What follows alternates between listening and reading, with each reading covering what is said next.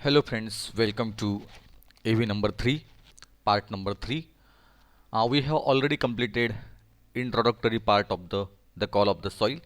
Now let us start with Venkateshwaran Iyer, Venkat Iyer, about the writer of this topic.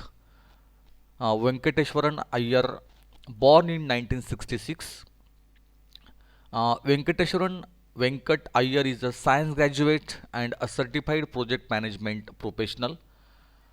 तर 1966चा त्यांचा जन्म आहे आणि व्यंकटेश्वरन अय्यर जे आहेत हे सायन्स ग्रॅज्युएट आहेत, सायन्सचे ते पदवीधर आहेत and a certified project management professional आणि त्या ठिकाणी एक प्रोजेक्ट मॅनेजमेंट प्रोफेशनल आहेत ते.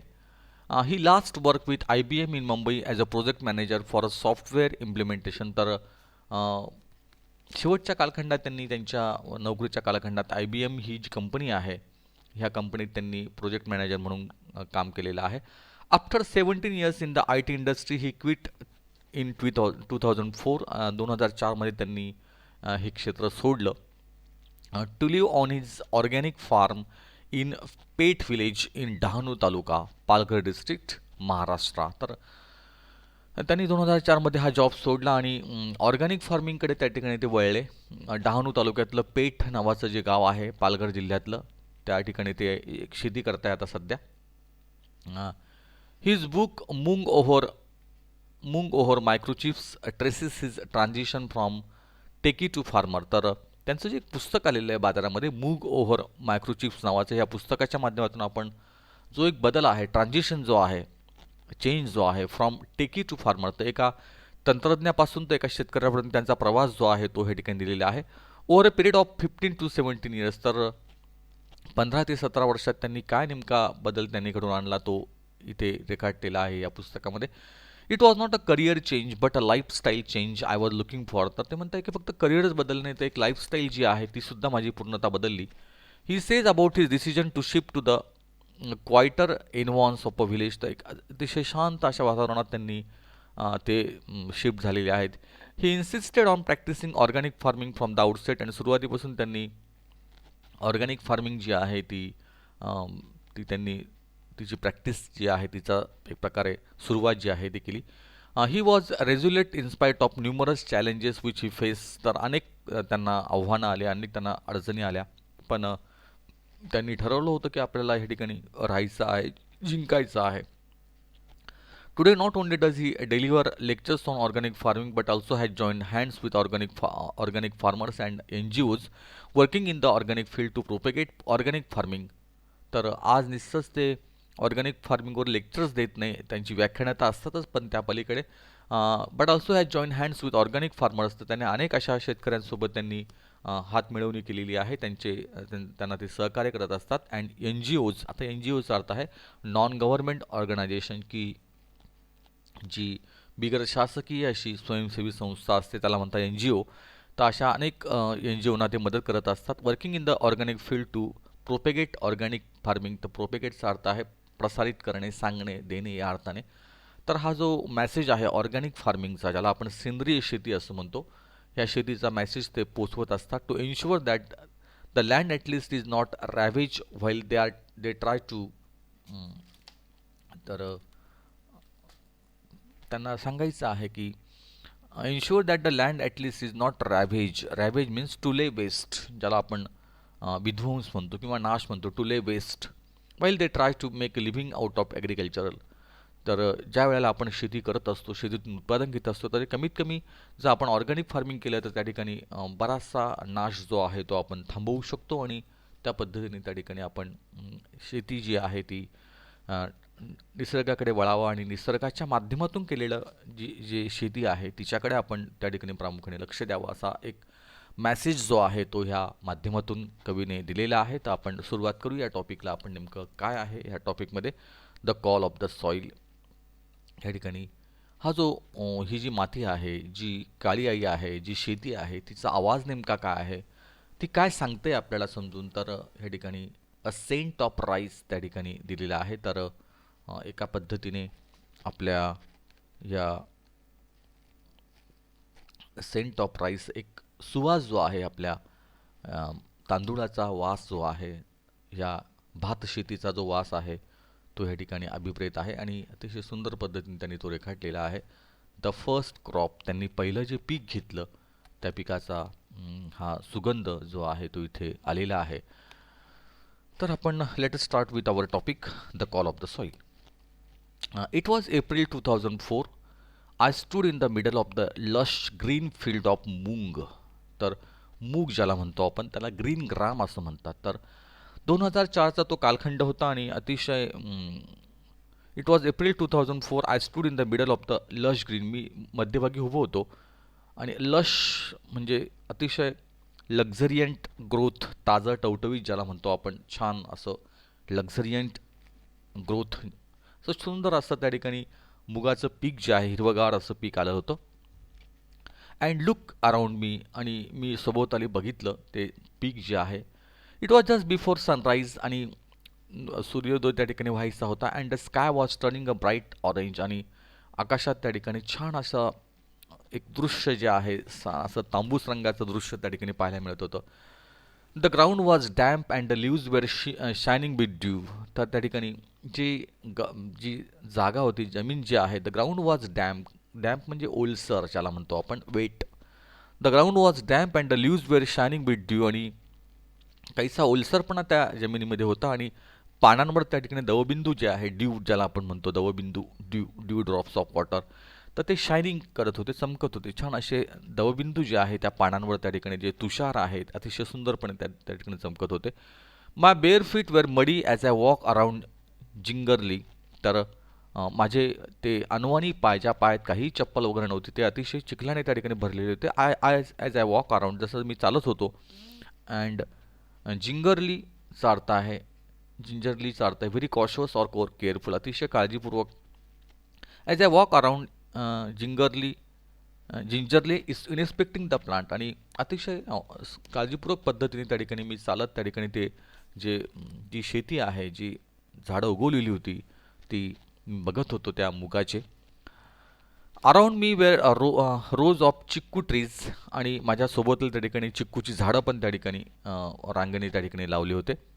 Below a dense foliage of moong, फॉलिएजचा अर्थ आहे the leaves of a tree or a plant. तर जो पर्णसंभार असतो, ज्याला आपण पानांचा पर्णसंभार म्हणतो, त्याला म्हणतात लिव्ज ऑफ अ ट्री. तर छान असे ते below a dense foliage of moong त्या ठिकाणी. Around me were rows of chikoo trees and below a dense foliage of moong. त्या चिक्कूच्या झाडांच्याच खाली त्या ठिकाणी हा छान असा मूग जो आहे तो त्या ठिकाणी बहरलेला होता, फुललेला होता. At that point I could not have ask for anything more. मी त्या क्षणाला काय बोलावं मला कळत नव्हतं. The moong plants not more than 2 feet tall. तर काय 2 फुटाच्या वरती ते नसावेत जास्त.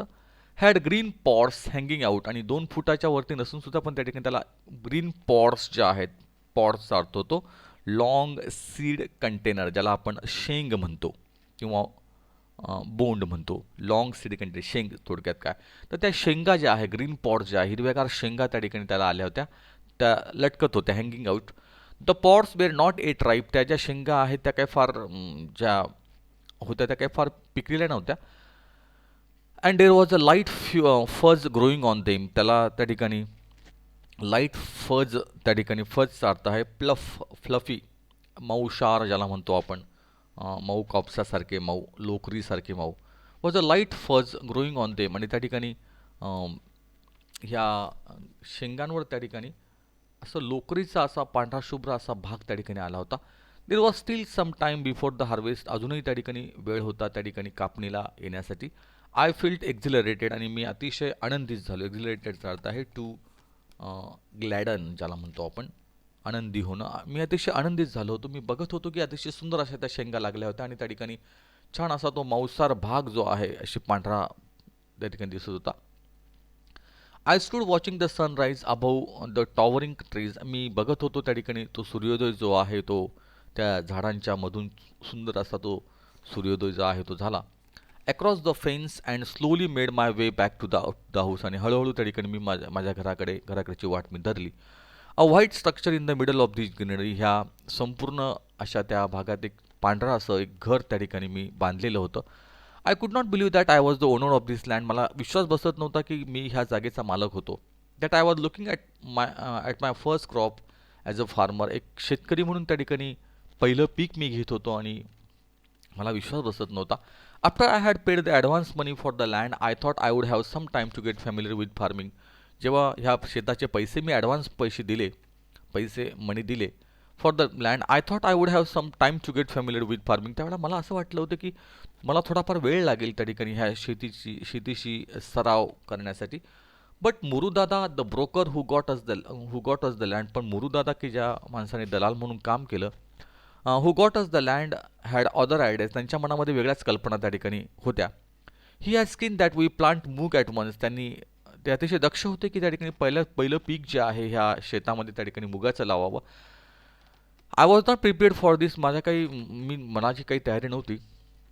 I was still reading books and trying to figure out what we could sow and how we should go about it. मी अजूनही पुस्तक वाचत होतो आणि शोधत होतो की त्या ठिकाणी काय पेरता येण्यासारखं आहे. सो म्हणजे पेरणे. And how we should go about it, and काय नेमकं करायला हवं. मुरुदादा वॉज क्वाईट फर्म, पण मुरुदादा मात्र त्या ठिकाणी त्याच्या भूमिकेवर ठाम होता. He said the season was right for sowing मूग.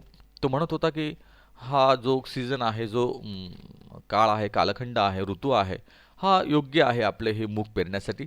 And the best seeds were available in Surat in the adjacent state of Gujarat. आणि सुरत या ठिकाणी गुजरातमध्ये त्या ठिकाणी हे याचं बी जे आहे ते आपल्याला मिळू शकतं असं तो मला म्हणाला.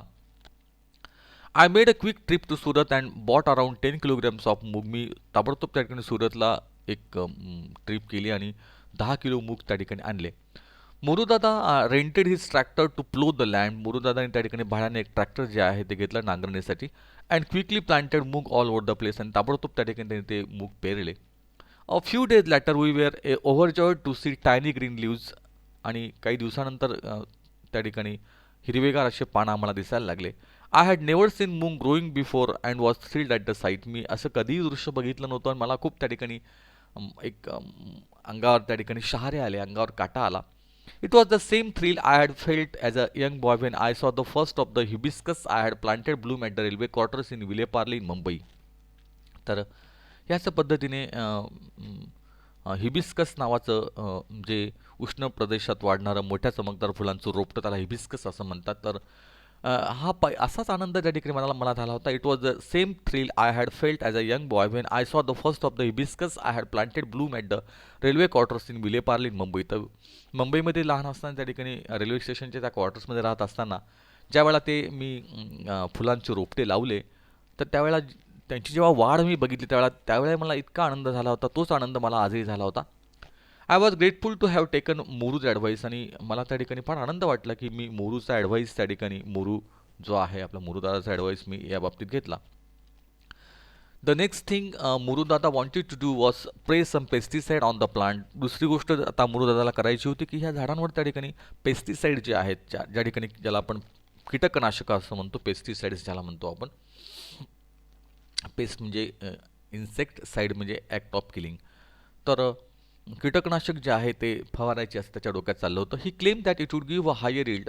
त्याने असं म्हटलं की जर कीटकनाशक त्या ठिकाणी आपण फवारले तर त्या ठिकाणी याचं उत्पन्न जे आहे, उत्पन्न वाढेल, अजून उत्पन्न येईल. This was something we did not want to do. पण हे मात्र आम्हाला करायचं नव्हतं, मला वैयक्तिक करायचं नव्हतं. We were clear that we would not use any chemicals and try to explain to him. मी त्याला अगदी स्पष्टपणे सांगितलं की कुठल्याही प्रकारचं केमिकल, कुठल्याही प्रकारचं रासायनिक पदार्थ या ठिकाणी वापरायचे नाही. मी जरा स्पष्ट करून सांगितलं. He reacted as if we had suggested हाराकिरी.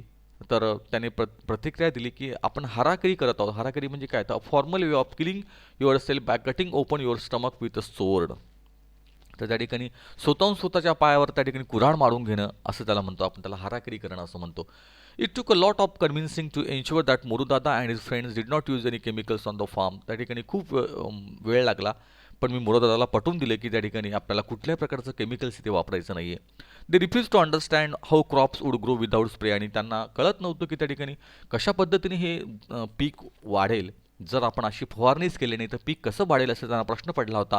पण मी त्यांना कन्व्हिन्स केलं आणि असं कुठलंही केमिकल वापरायचं नाही असं मी त्यांना सांगितलं. तर ठीक आहे, okay, here we stop and we turn to next AV number 4कडे आपण जाऊया. इथे आपण थांबूया.